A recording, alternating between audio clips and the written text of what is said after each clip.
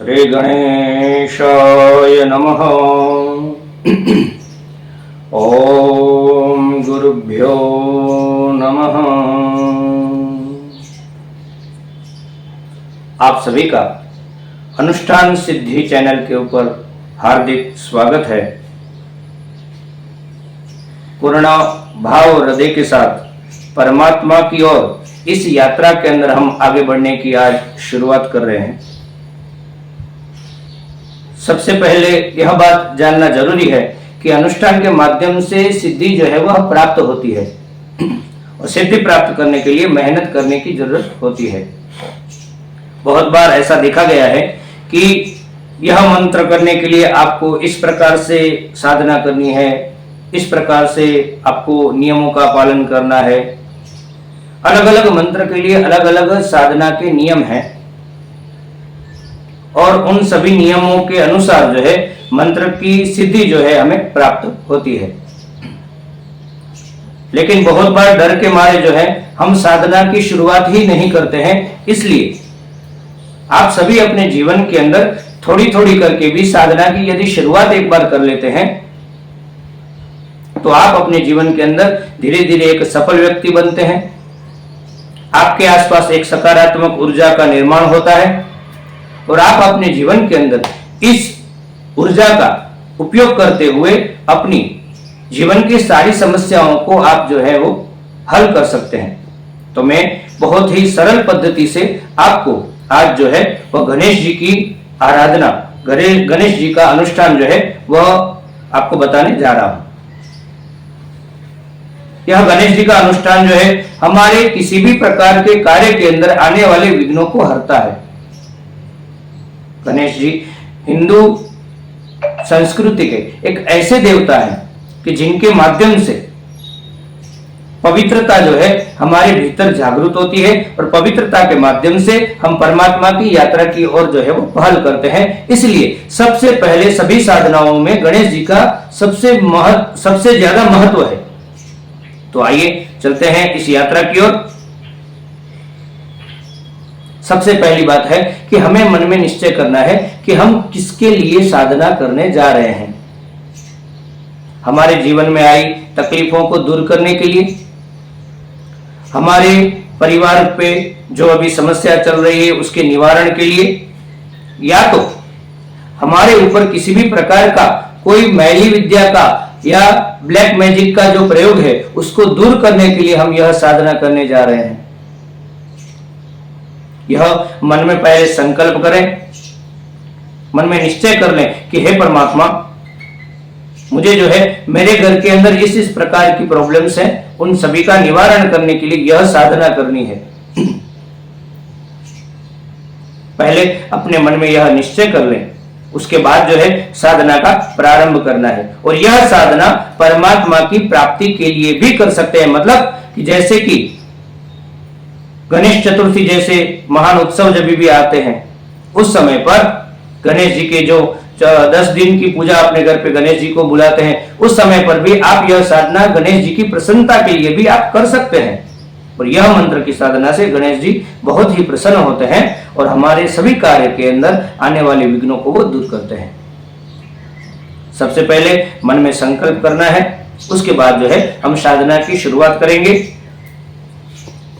एक चौरंग लेना है और उस चौरंग के ऊपर एक लाल कपड़ा बिछाना है। लाल कपड़ा बिछाना है और उस चौरंग के ऊपर एक गणेश जी की मूर्ति या गणेश जी का फोटो जो है वह हमें वहां पर रखना है। एक शुद्ध गाय के घी का दीपक जला सकते हैं। यदि कहीं पर आपको दिक्कत हो, गाय के घी का दीपक आप नहीं जला पा रहे हैं तो तिल के तेल का दीपक भी जला सकते हैं, या कोई भी मीठा तेल जो है उसका दीपक जो है आप जला करके रखें। गणेश जी के लिए तिलक के लिए कुमकुम या चंदन, चावल यानी अक्षत, या फिर उसके साथ जो है वो फल रखना है। नैवेद्य में आप लड्डू भी रख सकते हैं, या तो फिर लड्डू अगर आपको उस टाइम पे उपलब्ध नहीं है तो गुड़ भी आप भगवान के पास रख सकते हैं। अगरबत्ती, इस प्रकार से सभी साधना की चीजों की व्यवस्था करके हम जो है साधना की ओर प्रवेश करेंगे। यह सब कुछ आपको सजा करके एक चौरन के ऊपर लाल कपड़ा बिछाया, उसके ऊपर आप चाहे तो गेहूं का ढेर लगा सकते हैं, चाहे तो चावल का ढेर लगा सकते हैं, और उसके ऊपर जो है वो गणेश जी की मूर्ति जो एक पात्र के अंदर हो, उस पात्र को उसके ऊपर रख के भगवान को अच्छे से शुद्ध स्नान करवा के उनको उस स्थान के स्थित करके हाथ में फूल एवं अक्षत ले लें। पूर्ण भाव से गणेश जी का जो मंत्र है, विघ्नेश्वराय वरदाय सुरप्रियाय लंबोदराय शकलाय जगद्विताय नागाननाय श्रुति यज्ञ विभूषिताय गौरीसुताय गणनाथ नमो नमस्ते, इस मंत्र को पूर्ण भाव के साथ बोलते हुए गणेश जी का हम आह्वान करेंगे कि हे गणेश जी, आप मेरे मंत्र अनुष्ठान में आइए, मैं आपका हृदय से स्वागत करता हूँ। ऐसा बोल करके पूर्ण भाव से यह अक्षत और पुष्प जो आपने हाथ में रखा है वो गणेश जी की मूर्ति के ऊपर आपको चढ़ा देने हैं। उसके बाद आप जो है गणेश जी की मूर्ति को सुंदर तिलक करें और चावल चढ़ाएं। उसके बाद जो है वह पुष्प भगवान के आसपास सुशोभित करें और जो नैवेद्य रखा हुआ है वह नैवेद्य भगवान के आसपास रखें, और अगरबत्ती करने के बाद जो है वो आप भगवान की पूजा करें। इस प्रकार से पूजा संपन्न होने के बाद जो है हमें संकल्प लेना है। गणेश जी को पूर्ण भाव से आमंत्रित करते हुए, पूर्ण श्रद्धा से आमंत्रित करते हुए हमें यह मंत्र का अनुष्ठान जो है वो शुरू करना है। भगवान से अपना संकल्प कहना है, हाथ में जल लेना है। हाथ में जल लेते हुए मन में संकल्प करना है कि आज का दिन यानी उस टाइम पे जो भी तिथि है, जो भी वार है, उसका उच्चारण करेंगे और उसका उच्चारण करते हुए अपना नाम बोलेंगे, और अपना नाम बोलने के बाद मन का जो संकल्प है वह गणेश जी को बताना है कि हे गणेश जी, मेरे घर के अंदर यह विघ्न है, मेरे कार्य में यह विघ्न आ रहे हैं, तो हे गणेश जी आप मेरे विघ्नों को दूर करें। इस प्रकार से भाव से यह संकल्प आपको करना है। यदि आप परमात्मा की प्राप्ति के लिए यह संकल्प कर रहे हैं तो गणेश जी को प्रार्थना करें कि हे परमात्मा, आपको अच्छा लगे, आप प्रसन्न हो, इस हेतु से यह संकल्प मैं कर रहा हूँ। और संकल्प के अंदर हमें यह बोलना है कि हम कितने मंत्र करने वाले हैं, यानी मैं जो आपको आगे मंत्र बताने वाला हूँ वह मंत्र आप 108 करेंगे, या आप वह मंत्र 1000 करेंगे, या आप वह मंत्र 11,000 करेंगे, या 1,00,000 करेंगे। उस मंत्र का जो है आपको संकल्प करना है। तो संकल्प कर करके पानी जो है वो छोड़ देना है कि मैं यह 1,00,000 मंत्र का जाप करूंगा, ऐसा करके आप जो है वो पानी छोड़ दीजिए। उसके बाद जो है पूर्ण भाव के साथ, यह श्रद्धा के साथ जो है इस मंत्रों का उच्चारण करते हुए आपको जो है वो आगे बढ़ना है। मंत्र है ओम गंग गणपतये नमः। इस मंत्र का बराबर से याद रखिएगा। मंत्र है ओम गंग गणपतये नमः। गंग गणपतये नमः, गम गणपतये नहीं है, ओम गंग गणपतये नमः। इस मंत्र का जाप जो है आपको शुरू करना है। इस मंत्र अनुष्ठान के अंदर सर्व प्रकार से हमारे कार्य सिद्ध होते हैं। यह मंत्र अनुष्ठान पूर्ण भाव के साथ आप शुरू करें। यदि हम 108 माला का संकल्प करते हैं तो 108 माला जो है आपको किस प्रकार से करनी है, एक ही समय पर एक ही स्थान पर बैठ करके आप 108 माला करते हैं तो बहुत अच्छा है। यदि 108 माला करने का आपके पास समय नहीं है तो उसको जो है आप 11-11 माला करके 10 दिन के अंदर या 11 दिन के अंदर जो है आप उसको संपन्न कर सकते हैं। 1000 माला करनी है तो आप उसको 11 से ज्यादा थोड़ी माला लेकर के, यानी कितना संकल्प मंत्रों का आप कर रहे हैं उसके हिसाब से आपको दिन जो है वो डिवाइड करने हैं।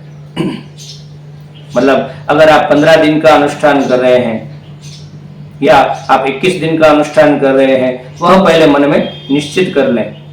और आप रोज की कितनी माला कर सकते हैं और उसके लिए हो सके तो आपका आसन एक फिक्स हो, आपका समय जो है वो निश्चित हो, और आपकी माला जो है वह माला भी आपकी फिक्स हो। वो माला भी मंत्र के अंदर बार बार बदलनी नहीं चाहिए। यह गणेश जी का मंत्र है तो हम रुद्राक्ष की माला के ऊपर भी यह मंत्र जाप कर सकते हैं। यह मंत्र जाप जो है मूंगे की माला के ऊपर भी हम कर सकते हैं, या कोई भी लाल मोती है उसके ऊपर भी यह मंत्र जाप हम कर सकते हैं।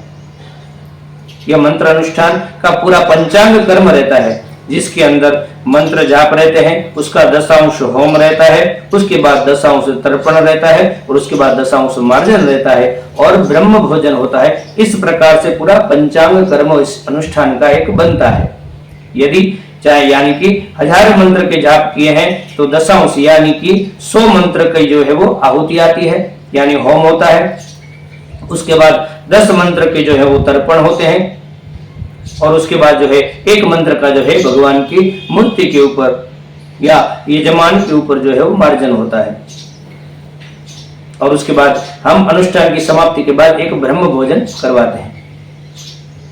लेकिन यह पंचांग कर्म यदि आप नहीं कर पा रहे हैं तो कोई दिक्कत नहीं, आपको जो है सिर्फ और सिर्फ इतना ही करना है कि जो दशांश होम है, यानी 100 मंत्र, 1000 के ऊपर 100 मंत्र जो है वो आपको ज्यादा करने हैं।